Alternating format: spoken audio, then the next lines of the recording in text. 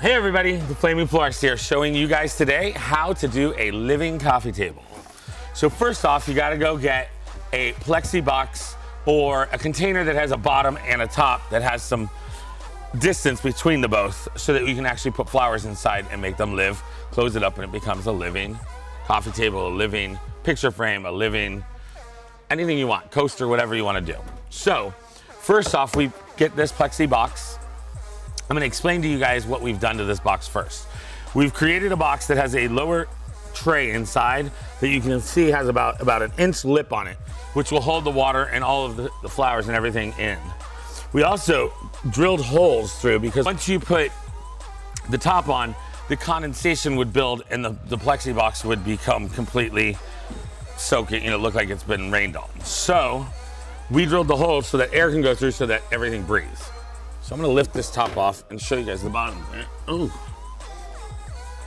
Don't make yours so heavy, Jesus. So this is the bottom tray.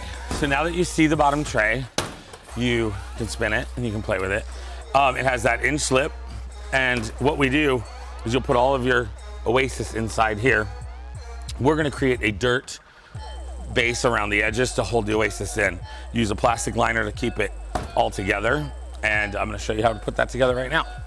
So first off, we're gonna take our Oasis and our plastic liner and we're gonna lift it up and we're gonna bring it over to the tray, drop it in there, center it. So then we're gonna make sure that everything's in the center. You're gonna raise your plastic liner up.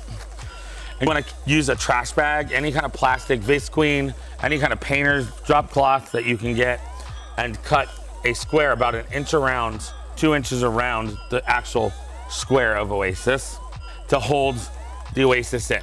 What we're gonna do next is we're going to put about a 2-inch thing of dirt all the way around. Anyone that does flowers out there that knows you wanna pack your Oasis tight so that when you start putting stems in, it doesn't crumble. If it's loose, it'll start to crumble and your arrangement falls apart. So we're gonna start with some dirt and we're gonna lay it down the side here. You want to pack that in real good so that it holds everything in place. So you just keep packing your dirt, your soil all the way around. All right, you guys, now we're done packing dirt all the way around. So you can see this doesn't move anywhere now. It's solid in place. So now we're gonna take sheet moss. Use a bucket of water, you dip the sheet moss into the water, you squeeze it out, and you've got nice, moist, wet sheet moss. So we're gonna go ahead and start doing this and cover the dirt and the plastic with the sheet moss. So now that everything's mossed, we're all ready to start with flowers. Our first ingredient to this arrangement is going to be a piece of driftwood stick. So we're gonna place that stick right into the center of the Oasis, kind of the whole square. It's gonna act as if like it's your focal point. So I'm gonna explain to you guys all of the ingredients that we're gonna be using first, and then you're gonna watch me put it all together, because this is up to your creativity as well. I mean, I can give you the recipes, but you can design it any way that you want, because anything you do is right when it comes to creativity. So whatever you pick as your focal point, make sure that it's not as bigger than the box top that you're putting on. For instance, a good way to avoid that problem would be to scoot your arrangement over, grab your top, and actually put it next to your arrangement while you're making it, so that this way you have a guideline of how high you can go and you won't have any problems at the end. So we're gonna go through, show you what we're using. We're gonna use some jagged edge eucalyptus, some scaviosa pods, some pittosporin, some daisy mums, snapdragons, and Gerber daisies. So here we go. You always kind of want to start with your tallest point. So I'm gonna cut some of this eucalyptus down and we're gonna start putting this in right around in the center so that it'll go in and kind of give you that free growing feel. You want to, on eucalyptus, like just strip it down so that you actually have a stem to shove into the Oasis.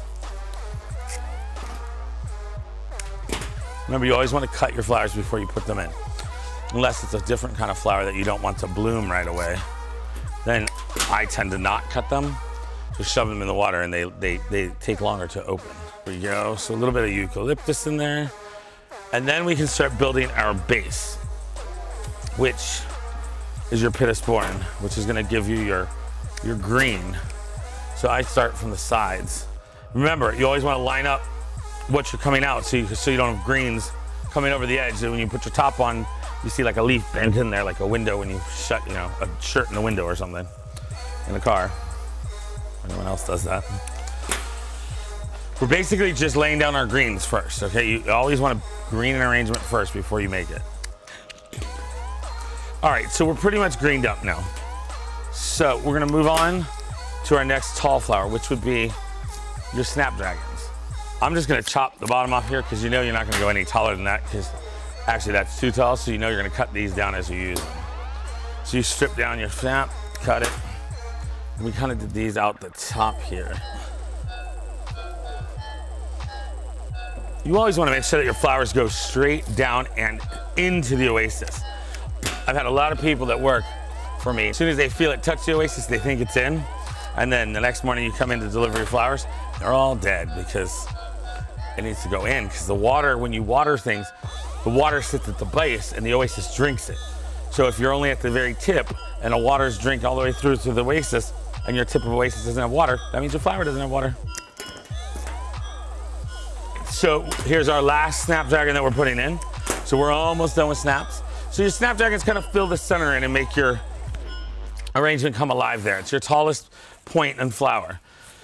Then you're gonna take your bundle of daisy mums, and what I do, because I'm the crazy man, is I'll take them and I take them all and I grab them by the necks here and I just cut, and cut. So you can get rid of all that extra stem, and then you start filling in. So we're gonna do daisy mums here and daisy mums here. So it's kind of like a little trail of daisy mums. So you want to start putting them in, and this is half a bunch. So you use half a bunch on each side, and you start making, so it almost looks like a little river running through it. It's almost like mosaicing in a way. Now you always don't need to use all of your flour. I mean, obviously you buy for what you can, but you don't want to also just pack it in because you have it. You want to make those decisions so that it looks organically grown and not so manicured. So I probably have too many mums here. Not to say we won't use them to fill in holes in other places.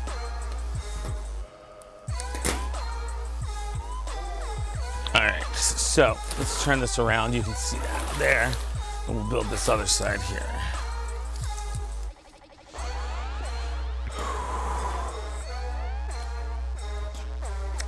15 of these. Garrett will help you. I mean, you know, so we were talking earlier about recipes. A recipe in flowers is just like a recipe in cooking. It would be all of your ingredients that need to go in to make the final product. So we do recipes with flowers, like 1 bunch, 2 bunch, 3 bunches, half a bunch, 1/4 of a bunch, 10 stems, 5 stems. So that would be what we call our recipes to create what we've created prior to ordering. So for instance, I'll go to the market and I'll buy flower market and buy all the flowers I like that I want to use in an arrangement. And then I come back and I design it, and then I get to take it apart, or as we make it, you put your recipe together. So that's how a recipe works. The next thing we're gonna go in with is our Gerbers. I need orange Gerbers, and then the gold, these are the goldenrods. So we're gonna start. Once again, you can cut off some stem. Obviously now we're gonna be still good with the height of our arrangement. And you start those on the other corners. You wanna start one a little taller, get it all the way in there, and then you work your way down like a little garden. We're gonna use 5 on this side of that color, and then we're going to use 5 orange to intersperse to make those pop. So a bunch of Gerber daisies is 10 stems. Most flowers come in 10 stem bunches. Some come in 20, some come in 5, it depends on the flower. This, for instance, is a 10 stem bunch right here. So it would come, well, this is a little straggly. This would come in a bunch of 10. The rubber band, that's a bunch of Gerbers. So we've got our orange done here. I'm gonna go ahead and spin this so you can see that. And then we're gonna do our pink. All right. So there, and then we'll use some light pink to intermix. You're gonna pull 5 of those.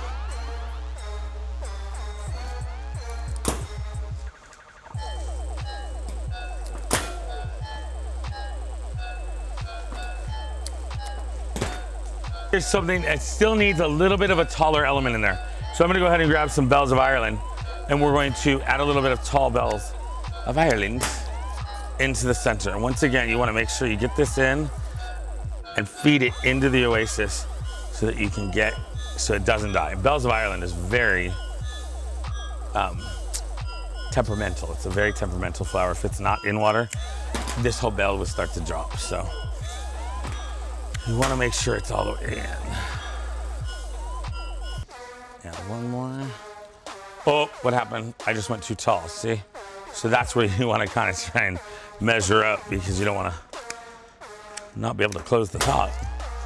So as you can see, when you're using bells of Ireland, you're cutting down, but you need to strip off some of the bells so that you can actually have a stem to go into the oasis.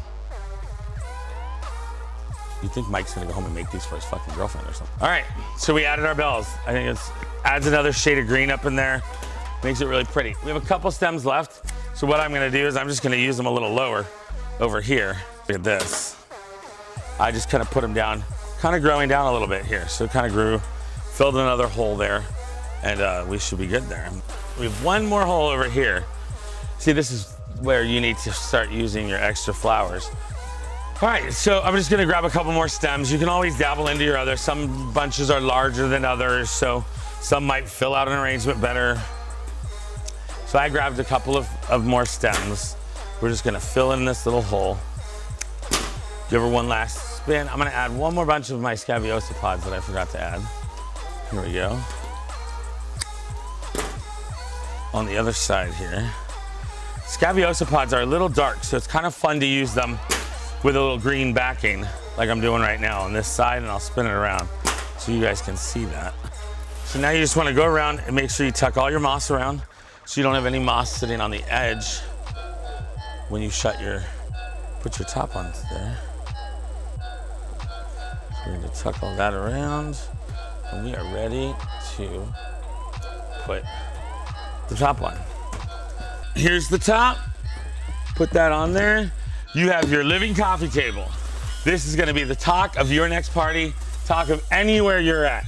Now remember, come back and check me out, but subscribe to my YouTube channel, Flaming Florist. Can't wait to see you guys next time.